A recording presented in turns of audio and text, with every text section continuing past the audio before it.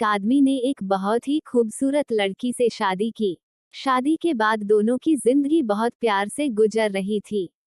वो उसे बहुत चाहता था और उसकी खूबसूरती की हमेशा तारीफ किया करता था।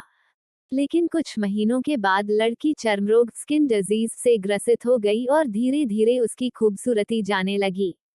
खुद को इस तरह देख उसके मन में डर समाने लगा कि यदि वो बदसूरत हो गई तो उसका पति उससे नफरत करने लगेगा और वो उसकी नफरत बर्दाश्त नहीं कर पाएगी। इस बीच एक दिन पति को किसी काम से शहर से बाहर जाना पड़ा। काम खत्म कर जब वह घर वापस लौट रहा था, उसका एक्सीडेंट हो गया।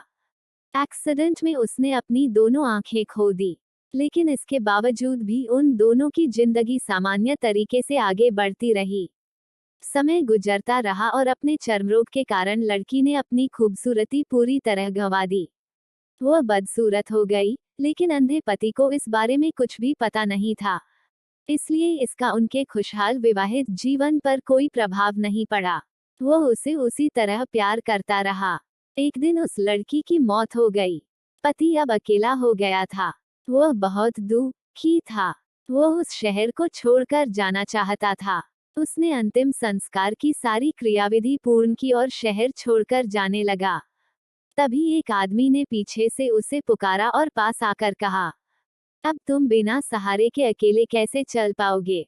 इतने साल तो तुम्हारी पत्नी तुम्हारी मदद किया करती थी। पति ने जवाब दिया, दोस्त, मैं अंधा नहीं हूँ। मैं बस अंधा होने का नाटक कर रहा था, क्योंकि यदि मेरी पत्नी को पता चल जाता कि मैं उसकी बदसूरती देख सकता हूँ, तो यह उसे उसके रोग से ज्यादा दर्द देता। इसलिए मैंने इतने साल अंधे होने का दिखावा किया। वह बहुत अच्छी पत्नी थी। मैं बस उसे खुश रखना चाहता था।